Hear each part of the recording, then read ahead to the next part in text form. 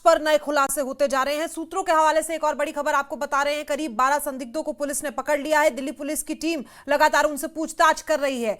पूछा जा रहा है कि आखिर कौन कौन इस हादसे में किस किस का हाथ था, कौन कौन शामिल है। संदिग्धों को अल फलाह मॉड्यूल से आपको बता दें कि उनका संबंध हो सकता है कि संभव हो। सभी संदिग्धों से एजेंसियां लगातार पूछताछ कर रही है। तमाम बड़ी एजेंसियां इस हादसे की तफ्तीश कर रही हैं और परत दर परत एक एक सवालों का जवाब मिलता जा रहा है। और दिल्ली ब्लास्ट की जांच पर एनसी ने उठाए सवाल। एक और बड़ी खबर है, ये कश्मीरियों को परेशान किया जा रहा है। तनवीर सादिक का यह बयान सामने आया। यह व्यवहार दुर्भाग्यपूर्ण है। तनवीर सादिक की तरफ से ऐसा कहा गया है। हम भारतीय हैं, विदेशियों जैसा व्यवहार क्यों हमारे साथ किया जा रहा है। विदेशियों को एक ही श्रेणी में नहीं रख सकते। जांच जरूरी है लेकिन जिम्मेदार लोगों पर जांच जरूरी है। एनसी की तरफ से ये बड़ा बयान दिया गया।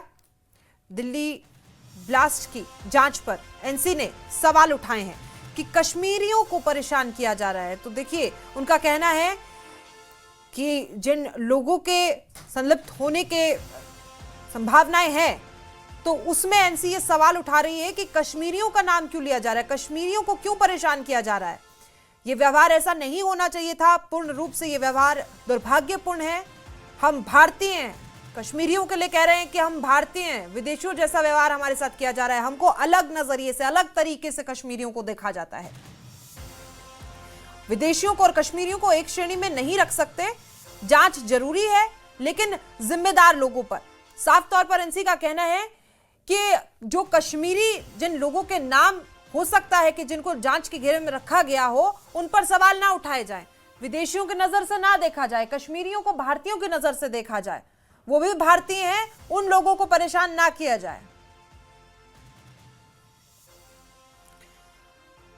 हमारे सहयोगी लगातार ग्राउंड जीरो से आपको पल पल की अपडेट दे रहे हैं। खुर्रम, अब ये जो खबर सामने आ रही है कि एनसी बोल रही कि कश्मीरियों पर सवाल उठा रहे हैं, हम लोगों को परेशान कर रहे हैं, हम जिम्मेदार नहीं हैं। जांच भी कीजिए तो ऐसे लोगों को तो घेरे में लीजिए जो जिम्मेदार हों।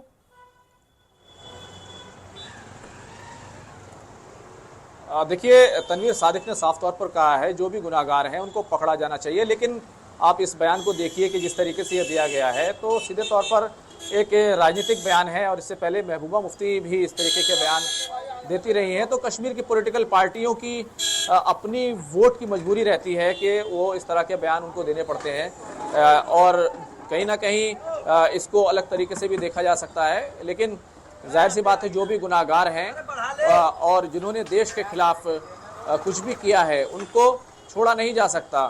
तो एजेंसियां अपना काम कर रही हैं। और अगर आप देखें तो जिस तरीके से i20 कार थी जो शोरूम से, गुड़गांव के एक शोरूम से ली गई थी, उसका जो मालिक है शोरूम का, जिसने कार प्रोवाइड कराई थी, उसको हिरासत में लिया गया, पूछताछ की जा रही है। इसी तरीके से देवेंद्र नाम का जो व्यक्ति है वो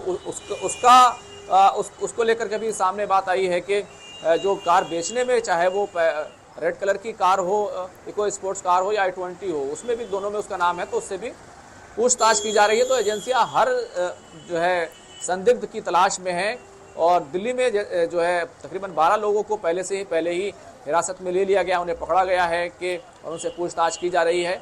तो हर चीज़ को खंगाला जा रहा है और एक तरीके से कुछ और बड़ा ना हो, कुछ और घटना ना हो, उसको भी रोकने की जो है पूरी तरीके से कोशिश की जा रही है। तो आतंकियों के लिए अब कोई जगह बाकी नहीं बची है, क्योंकि ना सिर्फ NIA की टीमें हैं बल्कि दिल्ली पुलिस की टीमें हैं, जम्मू कश्मीर पुलिस की टीमें हैं।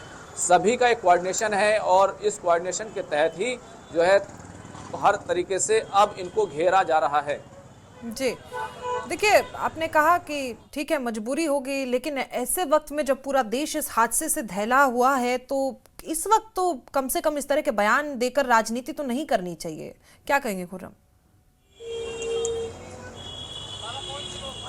देखिए, जब तफ्तीश की जाती है तो जो भी आसपास के लोग होते हैं उनसे जानकारी निकाली जाती है, चाहे दोस्त हो, चाहे भाई हो, चाहे रिश्तेदार हो। अगर पूछताछ नहीं की जाएगी तो गुनाहगारों को कैसा पकड़ा जाएगा। तो जम्मू कश्मीर की पॉलिटिकल पार्टियां इस तरह के बयान देती हैं और अब इस पर क्या कहा जा सकता है कि जम्मू कश्मीर में इस तरीके के हालात हैं और यही वजह है कि जम्मू कश्मीर बार बार जम्मू कश्मीर को उन हालात से बाहर निकाला जाता है और उसके बाद फिर जम्मू कश्मीर उसी तरह के हालात में पहुंच जाता है, क्योंकि पाकिस्तान के और जो आतंकी संगठन हैं वो कहीं ना कहीं इस पूरे मामले में एक बड़ी भूमिका अदा करते रहे हैं और उसी को समाप्त करने के लिए हमारी एजेंसियां हर लेवल पर काम कर रही हैं। अब इस तरह का बयान आना जाहिर सी बात है, इसको किसी तरीके से भी आतंकवाद को जस्टिफाई बिल्कुल नहीं किया जा सकता और बिल्कुल नहीं कहा जा सकता कि आप पूछताछ ना कीजिए। अगर पूछताछ नहीं की जाएगी तो गुनाहगार तो आजाद रह जाएंगे। बिल्कुल, बहुत शुक्रिया, आप लगातार हमें जानकारी दे रहे थे और ऐसी अपडेट्स देते रहिएगा। लेकिन फिलहाल इस बुलेटिन के लिए बहुत बहुत शुक्रिया। तो आपको बता दें कि जिस तरीके से जांच हो रही है, ये राजनीति का समय तो बिल्कुल नहीं है और अगर इस तरह के कश्मीरियों को बचाने की, ठीक है, आप अपनी पार्टी के लिए, जम्मू कश्मीर के लिए कार्यरत हो सकते हैं, लेकिन जांच हर व्यक्ति की, क्योंकि देश के हर राज्य में जो हालात बने हुए हैं उसके बाद अगर एक एक व्यक्ति की भी तलाश ली जाए, उससे पूछताछ की जाए तो वो गलत नहीं है। तो ऐसे में सहयोग किया जाना चाहिए, क्योंकि देश फिलहाल जिस दर्द से गुजर रहा है वो हम सब जानते हैं। लेकिन ऐसी खबरें लगातार हम आपको अपडेट देते रहेंगे। फिलहाल इस बुलेटिन में इतना ही, मुझे दीजिए इजाजत। आप देखते रहिए न्यूज़ 18। धन्यवाद।